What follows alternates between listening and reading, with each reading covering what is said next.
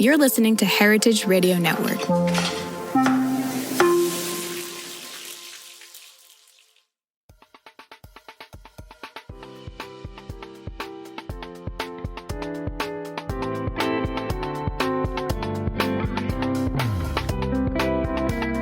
Hey everyone, this is Amuse News. Happy Friday to everyone out there watching and listening. We are here talking with Jennifer Bushman. Jennifer, why don't you, can you just start and give a quick intro of who you are and what you do? Yes, my name is Jennifer Bushman, as you said, and I am the executive director of a nonprofit called Fed by Blue. And our mission is to raise awareness around the importance of foods from water. And by definition, blue foods are not blueberries, although I guess blueberries are blue. But blue foods by designation, according to the UN, are the algae, the vegetables, the fish, the seafood that we all eat from water. And almost 3.2 billion people every single day rely on some nutrients that come from 71% of the planet, our waters. And our goal is that you learn about them, you know how to find them responsibly, and that you get excited about it. So our activities kind of are all built around that. Nice. Awesome. And so there is a campaign and accompanied by a bunch of content that is now on PBS. I know you've had a bunch of premieres.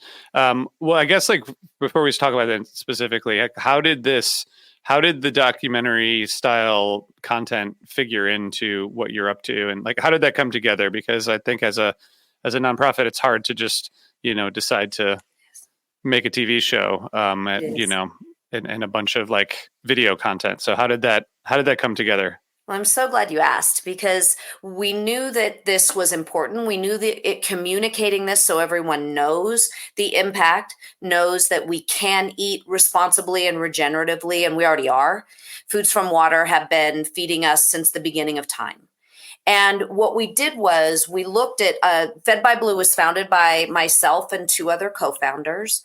And what we did was we said, what are the ways in which we can really come out and attempt to make a big splash, upon which all of the rest of our activities could be built on. And so I was lucky enough to know Andrew Zimmern, who, if you don't know who he is, he's the bald guy that traveled all over the world eating the craziest foods in a series called Bizarre Foods. He happens to have an amazing production company called Intuitive Content. They've won Emmy Awards and James Beard Awards for the television series that they produce. They agreed that we needed a real journalistic look at where foods from water were coming from, and be able to do really character-driven stories around the amazing people that were working on the water: conservationists, fishermen, aquaculturists, water farmers. And so then we put together a framework that became a series called Hope in the Water. Then we took it to one of our good friends who was from the state of Maine. He actually went on to law school and went on to write such unbelievable series as LA Law, The Undoing, Big Little Lies, Ally McBeal, David E. Kelly. And David is this amazing fisherman, but he would say to you, he writes to fish. He's a 13-time Emmy Award-winning writer, producer, and he agreed to collaborate with us on it. We pitched it to lots of different entities, streaming entities, networks, and we really felt like PBS was the perfect home for us, mostly because of the opportunities to build impact, which is Fed by Blue's mission. It's not enough that you just watch the series. It's that you learn about how to buy these foods from water responsibly. You learn about how you bring your dollars and have them make really reach your values in terms of the foods you eat, and that education would go along with it. So a great example, we're available for free. The series is airing now. You can find it on the PBS Passport. You can find it on PBS YouTube channels. And the content will be available in a bespoke space with toolkits for 90% of 6th through 12th graders by August. So when you start to think about piecing it all together, PBS really gave us not just you watching it, but also the opportunity to really be able to build impact around it. That's great. And how did you actually get to the point where you were able to, translate what you do as an organization into, hours of video, hours of TV. I'm so happy you asked because there's a big, amazing blue world out there of stories to tell, most of which have never been told. And so David really was like, we have got to tell character-driven stories, stories that are not narrated, that there isn't somebody doing voiceover telling the story of the farmer for them. And so what we did was we took our advisory board members from Fed by Blue, which included the World Wildlife Fund, the Nature Conservancy, the Environmental Defense Fund, but also Alexandre Cousteau, who has Oceans 2050. Her grandfather, Jacques Cousteau, has been an astounding ocean explorer and environmentalist, as well as Julia Ormond, the actress, who also has an incredible organization called Assets. So we asked them to help us cast a really wide net. They went out looking at the kinds of work they were doing, the kinds of people that they knew, and tried to build really what was a big sort of ecosystem of stories that we could potentially tell. There were over 1,200 stories submitted. Wow. And we, Intuitive Content, Andrew's production company, actually interviewed 300.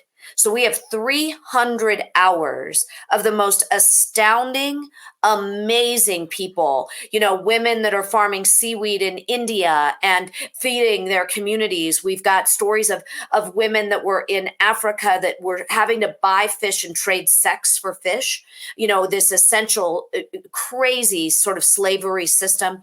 And now they're farming tilapia on Lake Victoria and selling their own fish into market. I mean, amazing stories. And then we whittled that down to 9.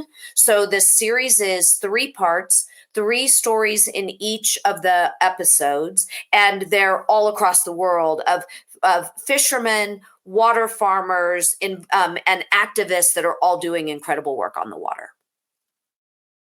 That's really great. I know from creating podcasts, for an hour-long podcast, you might interview, 10 people or something, but the amount of resources and time that go into doing video, because you have to travel, you have to build all that in. I mean, what a huge, huge undertaking. How long did it all take production wise?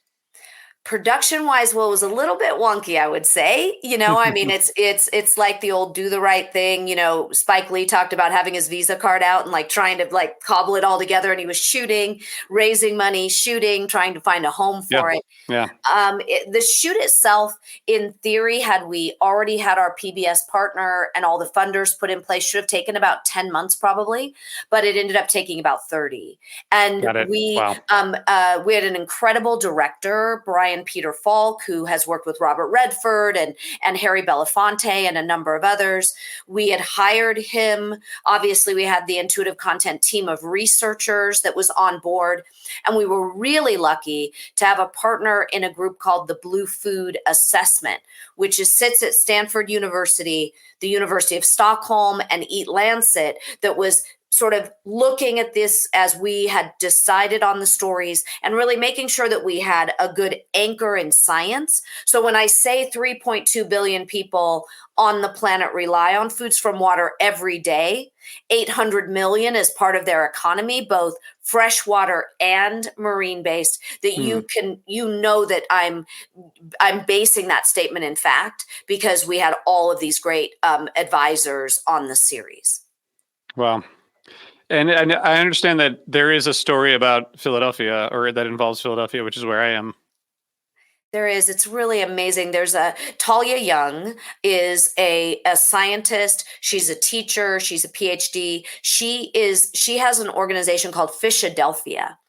And Fishadelphia basically is part of a charter school. They not only are they teaching the kids about fish and seafood, encouraging them to cook it, doing TikTok videos, eat these foods, but more importantly, they're connecting the school and essentially like a CSA program with fishermen, bringing in underutilized species where the fish would have been sold through places like China at a lower price. price. So the fisherman wasn't making a lot of money with it. And it wasn't getting to vulnerable communities and more ethnic communities that really value fish like responsibly caught dogfish.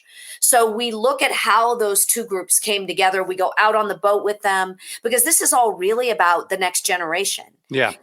Of activists. These are people that the kids are really concerned about where their foods are coming from. They're worried about climate. They want to know that the foods that they eat, they want to know where they're coming from and that they're nutritional. And so this was one great example that could be. The idea with the series was to have stories where you could place that in Cleveland, Ohio, if you wanted. You could place it in Middle America if you wanted, or somewhere in an island community and be able to do the same thing, which then truly shows that fish and seafood and foods from water can fight nutritional injustice. There can be access. This is not just a privilege. I think Talia says in the series that when you say that the three most eaten species of fish in the United States, salmon and shrimp and tuna, are the ones that Americans want, then you're really taking out all of these incredible ethnic communities, immigrants, Black and brown communities that have been part of the foundation of the United States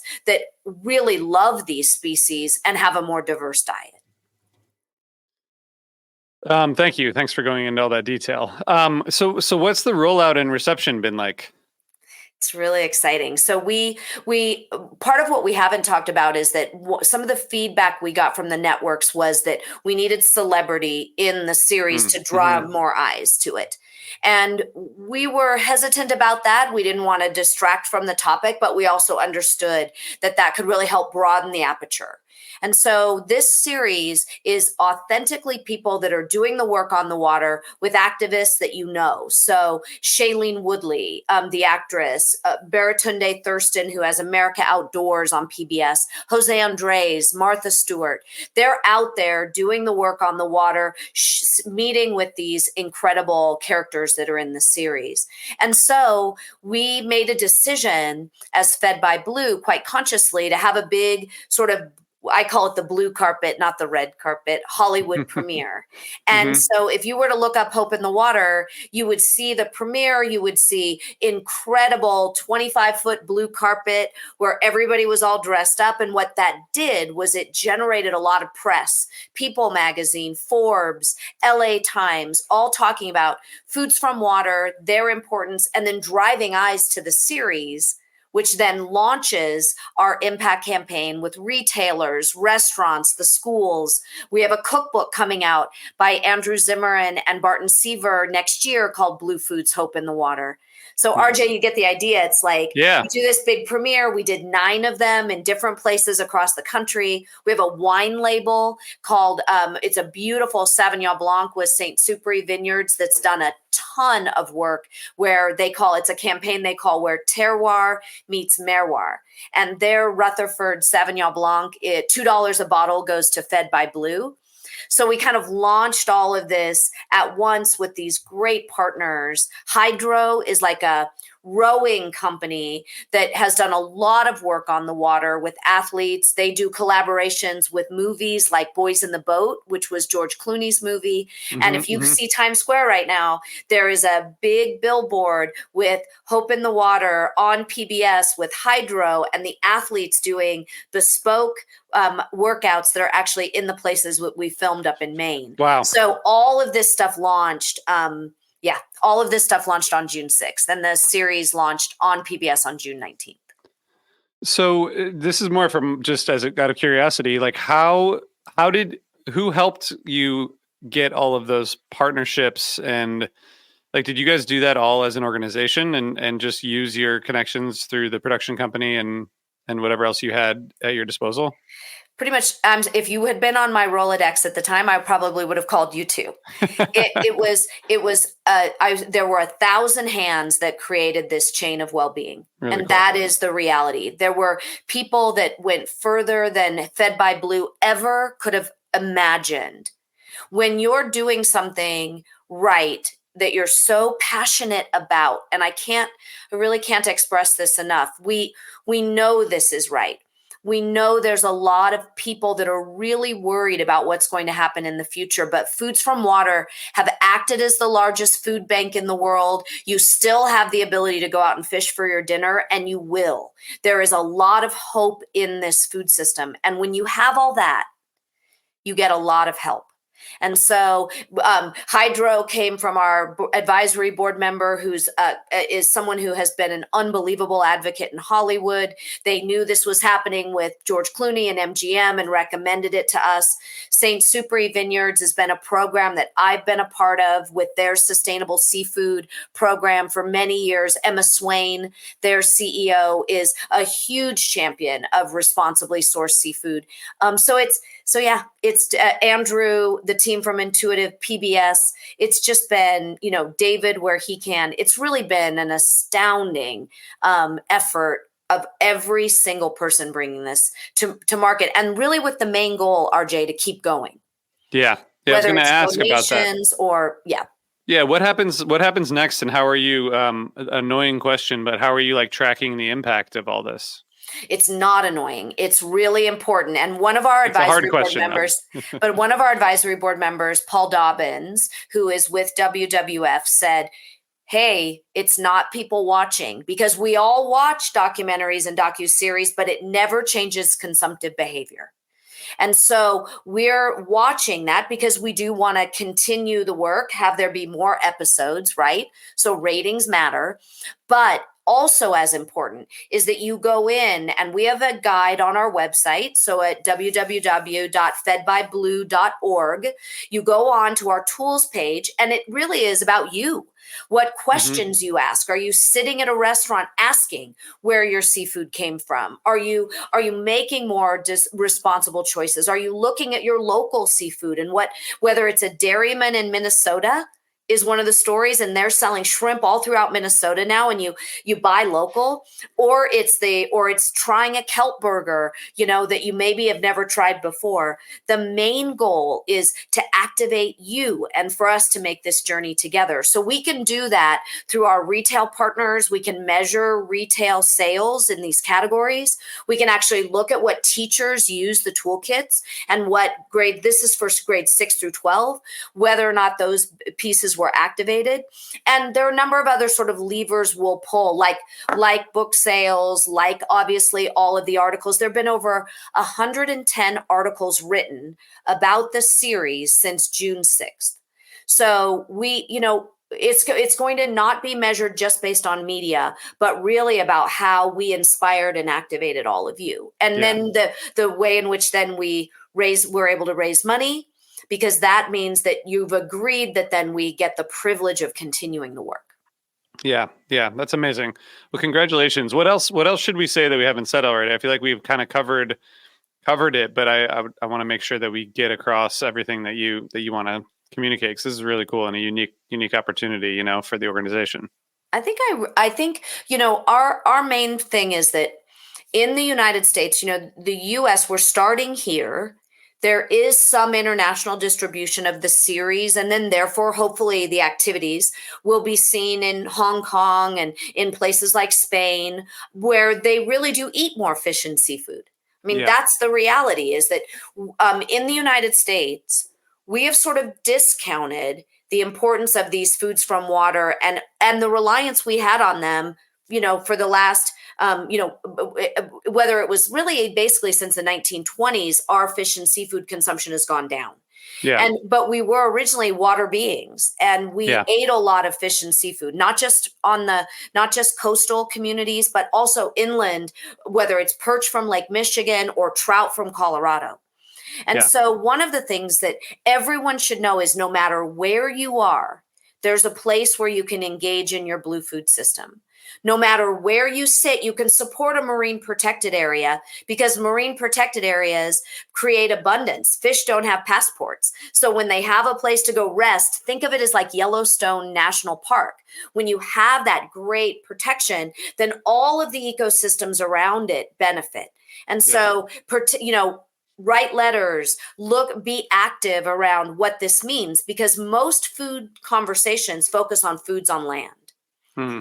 And we know that weather patterns are changing. We know that there are areas that are getting hotter, where there's more rain or less rain, are all affecting our land-based food systems. So while we will still eat those foods, we have to put together a very complicated puzzle to be able to feed 10 billion on the planet by 2050. And in the US, we eat only 17 and a half pounds of fish and seafood per person per capita per year, versus 35 pounds of avocado and over 100 of land-based animals. So we just go out there and explore, eat new things, try different foods from water. And even if you do that once a week, your impact will be hugely felt. Amazing. Thank you. Thank you for this. And thanks for taking the time, and congratulations. This is really cool. Thanks. It's amazing to be here. And thank you for thinking of Fed by Blue and to be able to join you today. Yeah, thank you. And thanks to everybody for listening and watching. We'll be back next week.